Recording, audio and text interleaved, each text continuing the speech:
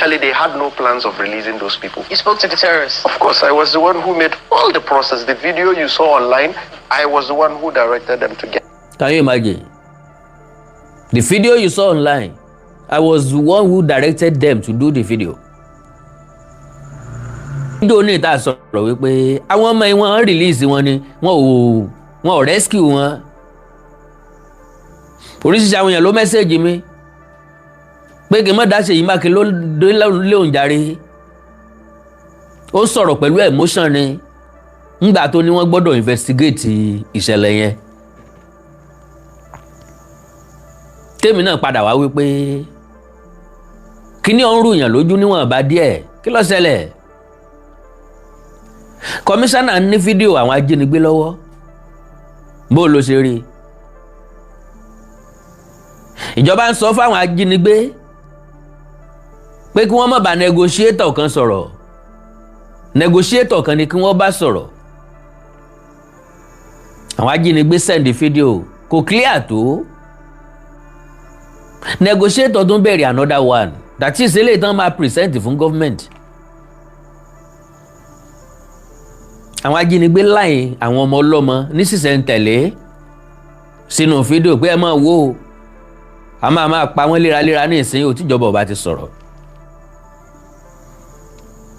Iléeṣẹ́ ológun jáde with confidence wọ́n láwọn rescue wọn ni àwa appreciate wọn àwa ń kí wọn kú iṣẹ́. Ẹ máa gbọ́rọ̀ lẹ́nu ẹni tí wọ́n jọ negotiate. Ẹ farabalẹ̀ bí ìyàwó tó fowó ọbẹ̀ dájọ́. Ní tí mo kàn máa ń like lára mi ni wípé mi bá ti dúró lórí nǹkan kan mo dúró lórí ẹ̀ náà nù. Mi bá ti ní nǹkan kan ìmọ́lẹ̀ nǹkan ò tàn sí mi kò tàn sí mi náà nìyẹn. But majority wa máa ń wà too emotional. A ò kí ń lè ní sùúrù. A ò kí ń ní second thought. We believe whatever we hear. Láì gbé wò, láì gbé yẹ̀wò, láì yẹ̀wò, láì tún rò. Rógbèsè ayé wo la ń gbé wọn? Ẹ dá Seyi Makinde lóhùn jàre, well emotional ló fi ń sọ̀rọ̀, emotion ló fi ń sọ̀rọ̀. Ẹnìkan send message sí mi pé kí n má tẹ̀ síbi tí Seyi Makinde tẹ̀ sí o. Màmá kan message mi, ó ní kí n má gbowó lọ́wọ́ Seyi Makinde o. I was like, ṣé Seyi Makinde ń háwó ni? Kẹ́ni tèmi wà máì. Tí Seyi Makinde ó fi fún mi lówó fún kíni owó kíni ó fún mi. Sọ̀rọ̀ tó wà ń bi pé kéèyàn ó sòótọ́ ni àbí kéèyàn ó sọ èrò èèyàn. Ṣé dandan ni kí gbogbo owó rí nǹkan bákan náà ni? Ọ̀rọ̀ tí wọ́n sọ yọ yà yín lẹ́nu. Níbi tí mo ti mọ̀ wípé ọjọ́ iwájú ran orílẹ̀-èdè yìí ń mì lẹ́sẹ̀. Ìgbà tárákùnrin kan ti sọ́njọ́ ní wípé state méjì àbí pé state on benefit nínú owó gbàmọ́bìnú tí wọ́n ní kán máa fáwọn ajínigbé tó repentant Boko Haram. Safara state government ó lóun wọ́n máa fún ọ lówó oṣù èlò 70,000 naira. Borno state government yóò gba 70,000 naira. Yóò fáwọn ọkọ̀ afẹ̀míṣòfò yìí tí wọ́n láwọn ti dà tún bí yóò fún wọn ní 50,000 naira. 20,000 naira tún jọ state government lójú láti rẹ́gẹ̀ lórí èèyàn kan ṣoṣo. Does that make any sense? So ngbà táwọn èèyàn kan sọ wípé àwọn ìjínigbé wọ̀nyí wà politically motivated pé ọlọ́wọ́ òṣèlú nú gbogbo wa ń wọ́ndà pé báwo ló ṣe máa lọ́wọ́ òṣèlú nú. Wọ́n ní tí campaign bá ti ń bọ̀ àwọn èèyàn kan ó dẹ̀ mọ́ déédéé rò pé báwo làwọn náà ti fẹ́ rówó campaign tàwọn gbà. State government wá fi wá ṣe business. State government ń fa àwọn ọmọ ọlọ́mọ ṣe business. Ta ló san 5 billion naira fún state government? That is federal government. wọ́n lọ possible kí Bọ́lá Ahmed Tinubu ọmọ mọ̀ then sáà máa ń sòsà lódò kí làbẹ̀làbẹ̀ ọmọ mọ̀ ni bó ni wọ́n ṣe nǹkan ní federal táàrí orílẹ̀-èdè ò ní mọ̀ nípa rẹ̀ so wọ́n lè fa 5 billion naira yọ táàrí ò ní nímọ̀ sí tí ò ní mọ̀ sí tí ò ní mọ̀ nípa rẹ̀ tẹ́nìkan kò dẹ̀ ní fíìlì ẹ̀ that means owó tí wọ́n ń jí kó lójoojúmọ́ ò níye nu because ẹ̀rọ orílẹ̀-èdè yìí ń bà mí to some length ń gbé báwo ní nǹkan ṣe ń lọ báyìí ṣé bí ọ̀dẹ̀ sì máa lọ náà nìyẹn ìjọba ń parọ́ fún wa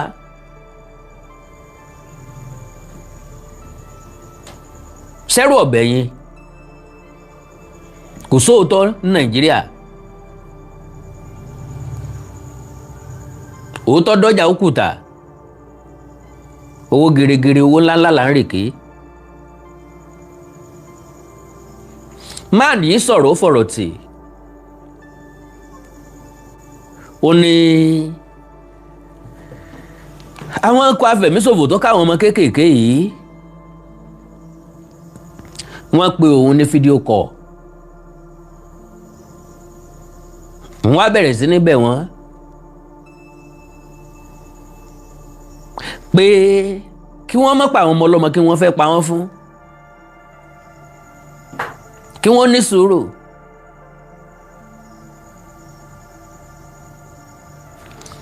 jẹ́jẹ́ ń jẹ́ kẹ́ gbọ́rọ̀ lẹ́nu ẹ̀ kọ́mọ́dà bí àárẹ̀ sọ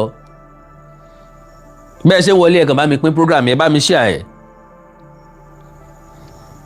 ẹ jẹ́ kó dọ́dọ̀ àwọn èèyàn kan gbogbo àwọn tí ń lenu belebele ìjọba ò lè mọ̀ ń pa rẹ̀ ìjọba ò san ransom ìjọba ó dé ìta gbangba pé láyéláyé àwọn ò lè san ikọ̀ afẹ̀míṣòfò gba wọ́n request fún 5 billion naira 5 million kọ́ o 50 million kọ́ o 500 million naira kọ́ o 5 good billion naira làwọn ajínigbé ń béèrè fún ransom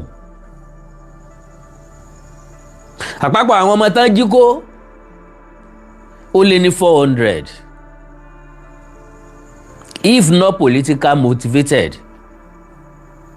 ń bo lè yín ó kó ọmọ 400 gbà nígbà ṣe pé ìjọba ìpínlẹ̀ mọ̀ nípa rẹ̀ sorry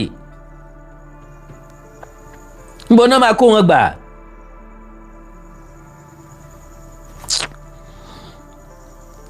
mi fẹ́ lo àmì fàágùn rárá àkó tí mo fẹ́ lò ń bí ọ̀pọ̀ mi fẹ́ jẹ́ kó pọ̀ rárá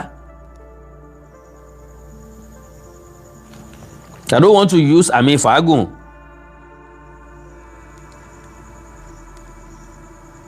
bọ́kàn fẹ́ kẹ́ bá ń pa àwọn èèyàn kan wọlé ni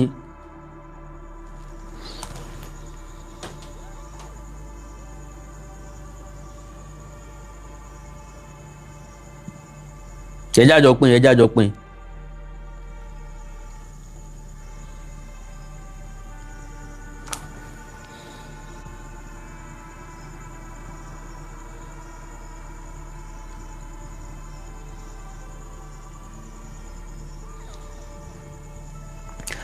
ẹ má mà bínú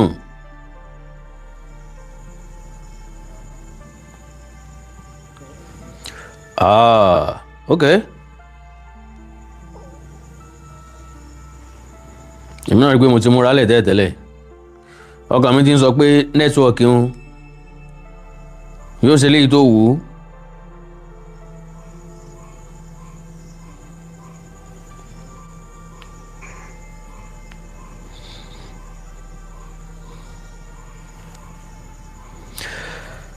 so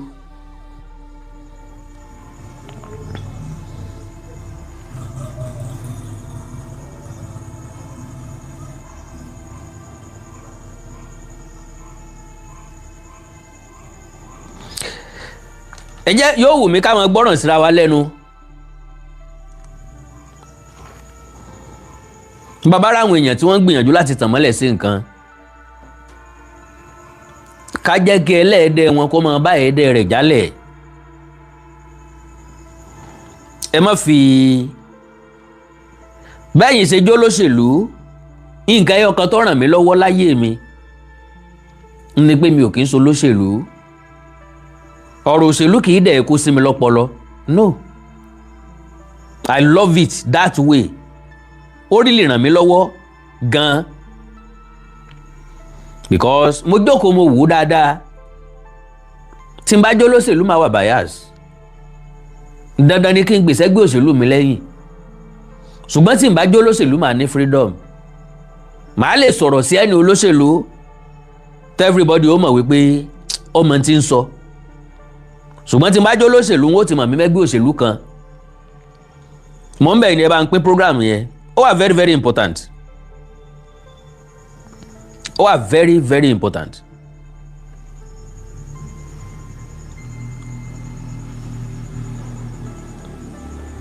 Ọ̀rọ̀ ńlá tẹ máa gbọ́yọ́ yà yín lẹ́nu.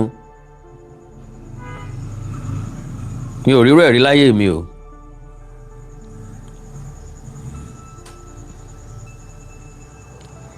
State government ń gain nínú owó ìdàlúrú. Ìjọba ìpínlẹ̀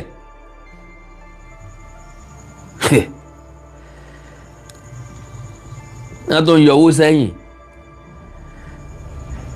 That is àwọn náà ni wọ́n sọ fáwọn ajínigbé iye tán máa béèrè. Gọ́vnà ni ó sáré lọ bá president tàbí lọ bá sáré bá presidency. Ẹgbà wa ń ta tó rí lélẹ́ o, iye àwọn ọmọ báyìí ni wọ́n kó o. Ẹ gbọ́ lọ́tún lósì lórílẹ̀‐èdè kí wọ́n máa pariwo ìjínigbé. Kò sí nǹkan tí president yóò ṣe jù pé kí ni solution lọ. What can we do? Kí la lè ṣe? Kí lẹ rò pa lè ṣe? Ntí ìjọba àpapọ̀ ọmọ tí ọmọ sọnù.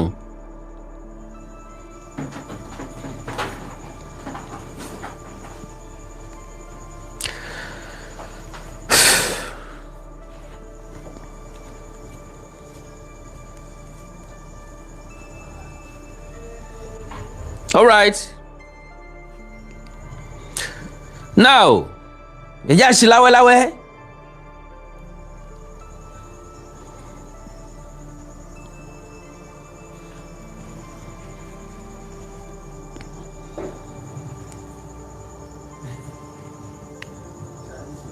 Yes, of course. You see some of these attacks, these are politically motivated attacks. Now let me put it very clear to Nigerians, because normally when I come on live or anywhere, they know what happens. I get to put out whatever. Now you look at these attacks happening from the... Mama o, ẹni tí ń sọ̀rọ̀ yìí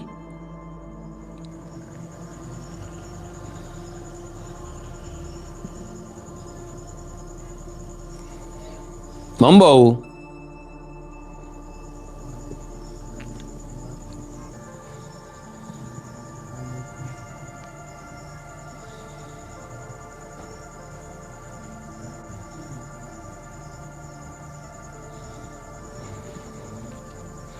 Ó jẹ́ olórí àwọn ọ̀dọ́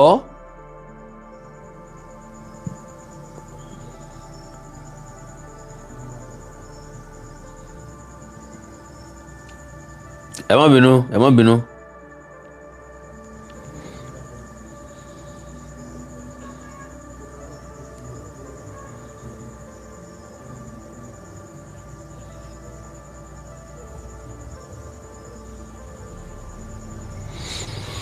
Ẹ má bínú ẹ má bínú ẹ má bínú.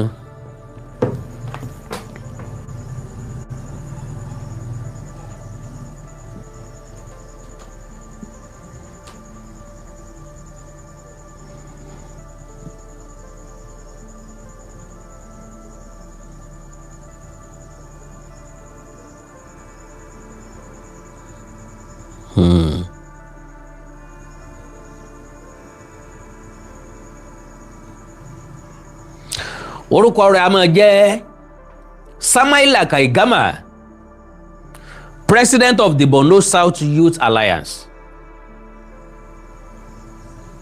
Òun ló ń sọ̀rọ̀ yìí That is ọmọ nǹkan tí ń sọ. Ẹ já farabalẹ̀ gbọ́. Period they started. It started around the political, in fact, campaign period, preparations for elections and all that. Now, the women of the Goshe, that is the 460 women and children. They were what? They were at a specific point. You see the media talking about they were rescued, they were this, they were that. We did the mediations. Ṣé ń gbọ́rọ̀? Media àti iléeṣẹ́ ológun pariwo pé wọ́n rescue wọn ni. Ó ní we did the mediation. That is, abọ́ sàárín àwọn ajínigbé yìí, àwọn ọkọ̀ afẹ̀míṣòfò yìí àti ìjọba láti negotiate láàrin wọn. We did the kì í ṣe pé ó sọ pé dè ó wà ń bẹ̀ ó involve àwọn ajínigbé ṣe fídíò call pẹ̀lú ẹ̀ wọ́n send fídíò sí. I spoke to those people. I put those people into a position whereby they had to make a demand. Because I spoke with those people. Ìjọba ìpínlẹ̀ Borno. Èmi rò wípé ó yẹ kí ìjọba àpapọ̀ kí wọ́n investigate ẹ̀. Ṣé ká sọ pé gbogbo ìjọba ìpínlẹ̀ Borno gbogbo àwọn tó bá jẹ́ gómìnà ń bẹ̀ ni wọ́n máa ń ṣe àwọn iṣẹ́ yẹn ni? Ṣé Borno nìkan ni wọ́n ti ń lóru grace at opportunity yẹn láti extort the federal government? Allegedly gómìnà kan ń bẹ̀ wọ́n lọ wà nínú àwọn tí ń sponsor ìjínigbé ìfẹ̀mí èèyàn ṣòfò ká má dárúkọ òyìnbó ẹ̀ wọ́n jọ ń ṣèjọba ni. Ìpínlẹ̀ Borno ọ̀nà ti máa fún ọ lówó rọ̀gùnrọ̀gùn táwọn afẹ́sẹ̀ empowerment tí wọ́n ra wheelbarrow tí wọ́n rọ sàn sínú ẹ̀ wọ́n bí wọ́n ra tray wọ́n rọ sàn sínú ẹ̀ wọ́n rọ wọ́n fọ̀bẹ́ sí wọ́n náà empower náà nìyẹn. Ìpínlẹ̀ Borno náà ni wọ́n ti ra pátákó shoemaker tán náà fi empower àwọn èèyàn.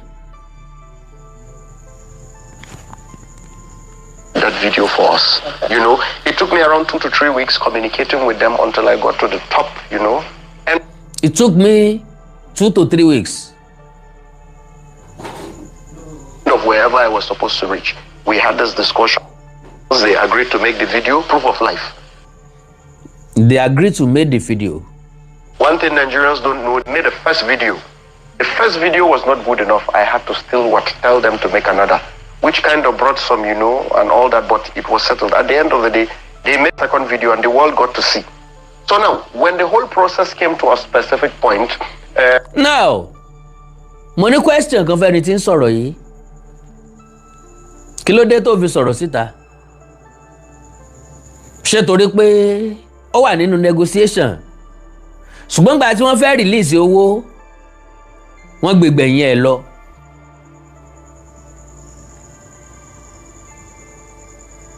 Ṣé lọ́jẹ́ kó sọ̀rọ̀ síta? Àbásìkò tó láti sọ̀rọ̀ síta bóun gangan wà disturbed because ó náà mọ̀ pọ́n máa sanwó. So náà encourage wọn kí gọ́ọ̀mẹ̀ntì ó sanwó. Ṣé kò sínú àwọn tí wọ́n jọ ń pressurize government bí ẹ má wọrí ẹ san fún wọn kán lè release àwọn ọmọ yìí.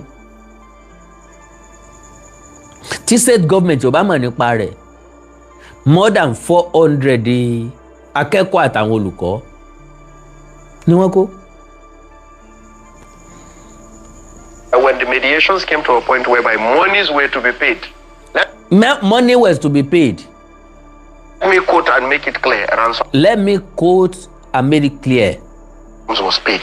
Ransom was paid. Ransom was paid. Keep it aside. We know that. Yes. Keep it aside. Of course. Okay. Ransoms was paid in billions. How much? Around 5 billion was released. By who? Around 5 billion was released. Mo nígbàgbọ́ pé ń gbọ́ àbí? It's okay. Well, you want to call it the federal or state government, but ransom. You want to call it federal or state government, but ransom was paid.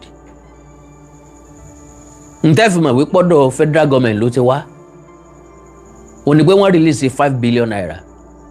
State government release 1.9 billion naira. business tó wà lucrative gidi ni o ní business yẹn o. Were released. Now, those ransoms... Was it by the federal government or by the state government? You could put it as state government, federal government collaboration, because if there is a lot of outcry from the people, bring our people, President Bola Ahmed Tinubu, sorry to say, I'm not a political supporter or anything of anybody. President Bola Ahmed Tinubu is innocent. In anything you... Tinubu is innocent. How can he be? Tí 5 billion naira bá jáde lápò federal government, tí president yóò mọ̀ ṣiṣẹ́, how can you say he's innocent? Security.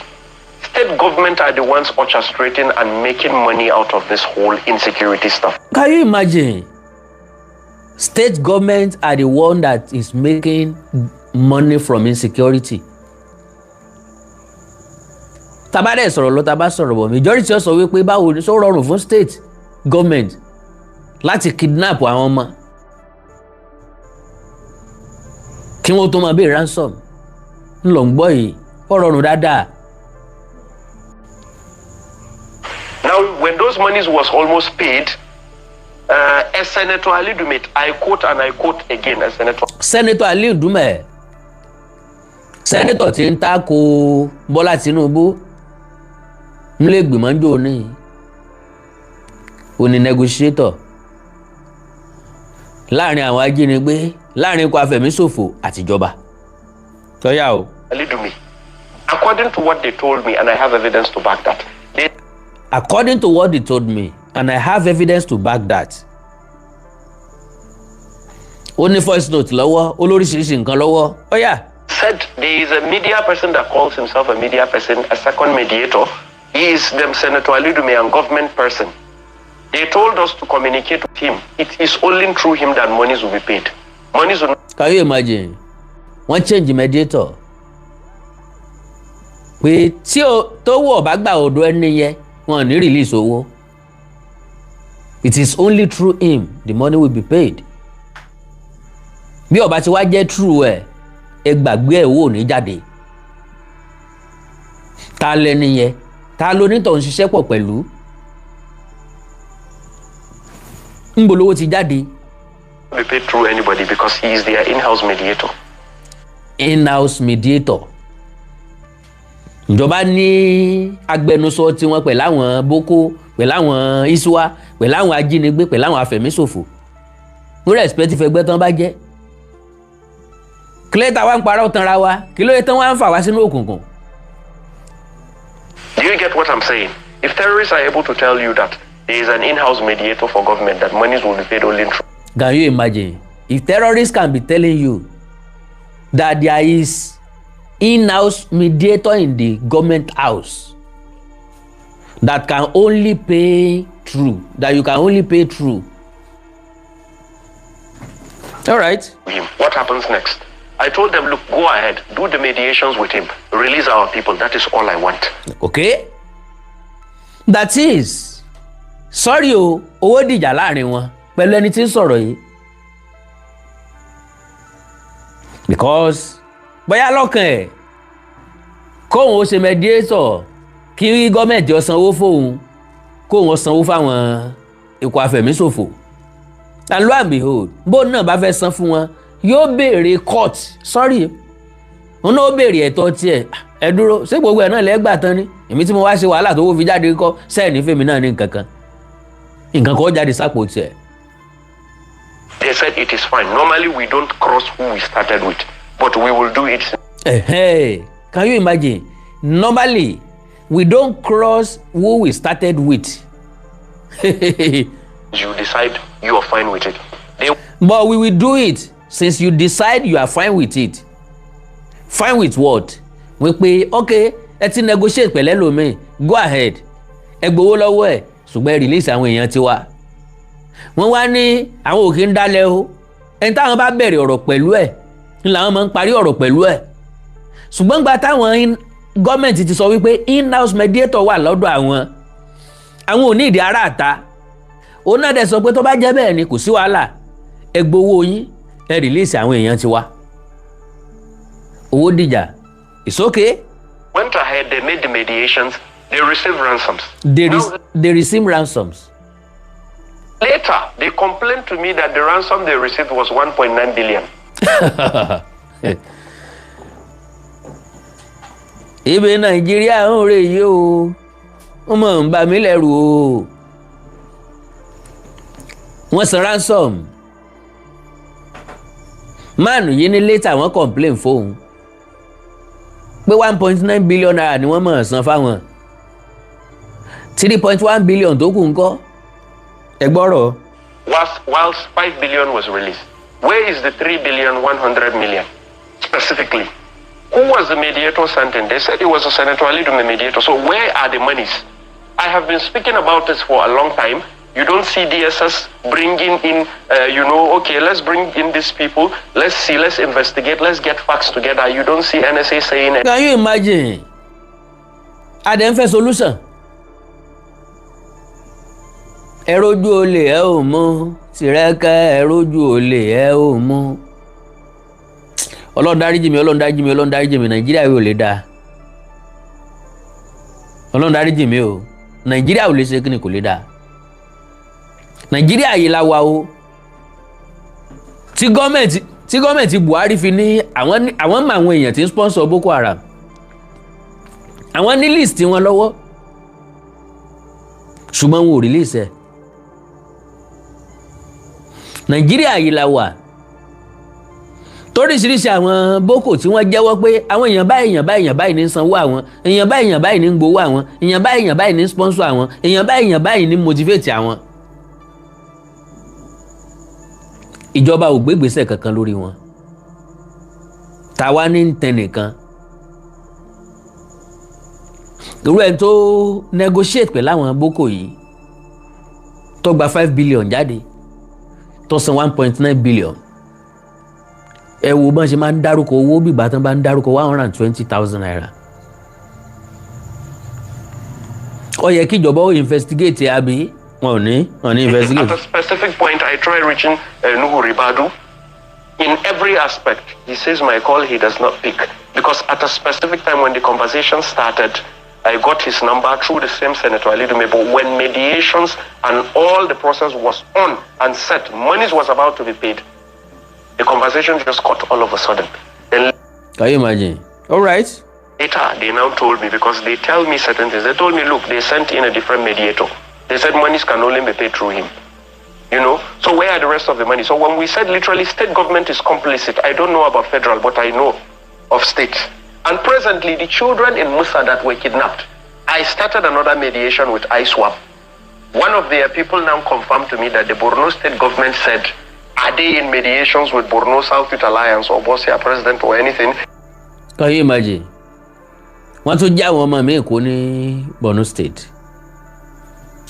Borno State governor allegedly gẹ́gẹ́ bí tí màánù yìí ń sọ ó ń béèrè lọ́wọ́ àwọn ISWAP wípé ṣé wọ́n negotiate pẹ̀lú òun àbí wọ́n ní another in-house mediator. If they are, they should not, that they have who they would run their whole thing with an. Tó bá jẹ́ pé wọ́n ti bẹ̀rẹ̀ lóòótọ́ kí wọ́n stop ẹ̀ àwa láwọn tí wọ́n negotiate fáwa àwa láwọn mediator tọ̀dọ̀ tiwa. Tó bá jẹ́ pé tí ń ṣe pẹ̀lú president Southern kìnìkan ní Borno State ẹ stop ẹ̀ Southern youth. Everything. All of a sudden, Borno State government commissioner at a forum played a video, a 9 seconds or is it 18 seconds video of the children being held by ISWAP. Where did he get the video? Ọ̀rọ̀ lélẹ̀ o. Níbo ni commissioner ti rí fídíò? That means bàbá commissioner náà ń sọ̀rọ̀ pẹ̀lú àwọn ISWAP nìyẹn. All right. All of a sudden, Borno State government don't do things like this. Now, because we came into a mediation and we're exposing certain facts about monies being paid to certain people, all of a sudden, they now start talking to some of these cells that don't talk to these people. At the end, we have our own in-person. Now, we played something psychologically. We did that because we wanted to trigger the state government to go in first before us, which they later bite to debate. And now you have a wọ́n gbẹ́yìn ọ̀jọ̀gbọ́n gbọ́ ọ̀jọ̀gbọ́n lẹ́yìn òpè láwa mediator di méjì òun wá fẹ́ mú state government lọ́rùn ọwọ́ ó fẹ́ mú wọn gbọ̀n wọ́ òun jẹ́ kí wọ́n kọ́kọ́ lọ náà kán kọ́kọ́ jẹ lọ wọ́n dẹ̀ òun kẹ́pàkúté fún wọn wọ́n dẹ̀ wọnú ẹ̀. Commissioner playing video of the people that were kidnapped. And we already said they are literally involved. They keep extorting the federal government. You know, now Tinubu is there sitting. They bring They keep extorting federal government. Problems to him. Our state, they've kidnapped, they've done this. What do they want? How do I solve this problem? They said they want 5 billion, they want this. What has the military done? The military has tried, but you know they will kill and all that and everything. Then Tinubu goes like, okay, it's fine. What do we do? Let us solve this problem. Then he releases funds. State government gets her own. Some of the political powers in the state get her own. Then what? The terrorists get a cut of it. 5 billion. Imagine them getting 1.9 billion. This is something they told me, and we have everything evidently. There is nothing to hide here, and we are tired. That is why we are speaking out now. All right. Life ako wa sofo. Nti ó ṣàṣẹlẹ̀ ni wípé ìjáde nínú negotiation. Ẹ̀ntọ́ ni ẹ kó léwájú wọn gba sẹ́gbẹ́ kan. Òun náà dẹ̀ mẹ́nu líle. All right. Ẹgbọ́rọ̀ máa nìyí o. The president of Borno South Youth Alliance, Somaila Kaigama, recounted a frightening moment during negotiations over the abduction of other victims from Orire in Oyo State, alleging that kidnappers threatened to find several women and children because they believed the government was not responding quickly enough. Speaking during an interview náà ni mo play fún yín o. Kaigama described what he said was one of the most tense moments. Nti mo ra play 5 minutes ńbẹ̀ yẹn 20 something minutes ni o. Mi kàn fẹ́ gba time yín ni. Okay? Now, he said one of the most tense moments of the negotiations. He claimed the abductors contacted him through a video call and showed a group of women and children whom they threatened to execute if their demands were not met promptly. According to Kaigama, the incident demonstrated the level of danger surrounding the negotiations and the pressure placed on those working to secure the release of the captives. He said the kidnappers appeared determined to convince negotiators that they were prepared to carry out their threats unless swift action was taken. Narrating the experience, Kaigama said, and I quote, "They lined up about 15 to 25 women and children. The video called me and were about to power all of them because the government was not cooperating fast." He explained that the video call was intended to intensify pressure on those involved in the negotiation by creating fear that the hostages would be paying if there were further delays. According to him, the kidnappers used the captives as leverage in an attempt to force a quicker response. Then, the account profiles Kaigama's version of events surrounding the Orire school abduction and highlight the difficult circumstances faced during the effort to rescue the victims. However, there has been no official confirmation from the Nigerian authorities regarding his specific claims about the alleged video call or the threats made by the abductors. But lo and behold, gọ́ọ̀mẹ̀ntì yídì sí láti san ransom. Gọ́ọ̀mẹ̀ntì lè jáde láti wá sọ fún wa wípé wọn ò san ransom. Wọ́n láǹfààní àti sọ fún wa wípé wọ́n rescue wọn ni nígbà tí wọ́n tó jẹ́ pé ṣe làwọn yẹn release wọn. Kidnapping for ransom continues to pose major security challenge in several parts of Nigeria, with criminal groups increasingly targeting schools, communities, and travelers. Security agencies have continued efforts to combat the menace through intelligence gathering, rescue operations, and increased security deployment, while authorities have repeatedly urged citizens not to negotiate with kidnappers. So wọ́n ní ẹ má negotiate pẹ̀lú wọn mọ́. Gọ́ọ̀mẹ̀ntì ló kù tí wọ́n bá wa negotiate pẹ̀lú wọn. But àwọn tán jí kó lẹ́kìtì, family náà lọ negotiate pẹ̀lú wọn kán tó release wọn. Àwọn tán jí kó ní Kwara State, àwọn family wọn ló negotiate pẹ̀lú wọn kí wọ́n tó release wọn, kì í ṣe gọ́ọ̀mẹ̀ntì. Ọ̀pọ̀lọpọ̀ ló kú sákóló àwọn ajínigbé ńgbà tí gọ́ọ̀mẹ̀ntì tán ti respond. Ńgbà táriwo bá ti pọ̀, gọ́ọ̀mẹ̀ntì ò ní gbọ́n ṣe fẹ́ san ransom mọ́ táàfin ní gbọ́. Ìdí nù táriwo tó fi jẹ́ wípé wọ́n máa jáde láti wá sọ fún wa wípé wọ́n rescue wọn ni àwa náà máa dúpẹ́ lọ́wọ́ iléeṣẹ́ ológun a dúpẹ́ lọ́wọ́ wọn bí ọba jẹ́ tiwọn ni majority wa àbá ti sí ìlú ọba ti dàrú jù bẹ́ẹ̀ lọ but notwithstanding kí ló dé tá à ń tanra wa kí ló dé tá à ń parọ́ fúnra wa kí ló dé tá ìṣòótọ́ gbalẹ̀ yìí kan kí ló dé tó jẹ́ pé ìfẹ́ owó ó gbọ́kàn àwọn èèyàn tó bẹ́ẹ̀ state government ń pawó nínú ìjínigbé àfihàn jẹ gómìnà kò sọ Borno state di Dubai o ó ń gba location ẹ̀ lóṣooṣù lọ́wọ́ government ìgbésí ayé àwọn èèyàn tí ń bẹ nípínlẹ̀ rẹ̀ ò dẹ̀ change so naturally ẹlòmíì ọmọ wo pé ọ̀rọ̀ Borno ni bó ló ṣe kan ìjọba ìbílẹ̀ oríire the same thing náà ni kẹ́ni mo sọ the same thing náà ni o possibly wọ́n san ransom fáwọn onítọ̀ lóòótọ́ ni wọ́n ká àwọn family wọn ṣùgbọ́n mi ò rò pé wọ́n rìn wọ́n lásán yes ẹjá tó ń jọ rò dáadáa so bàbá kan náà sọ̀rọ̀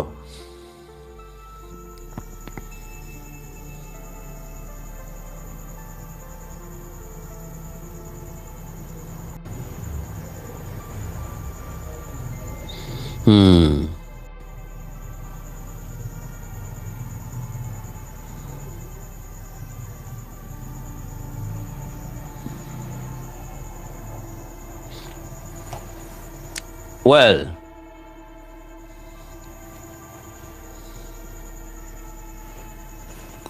hello sir, God bless you. Mbo.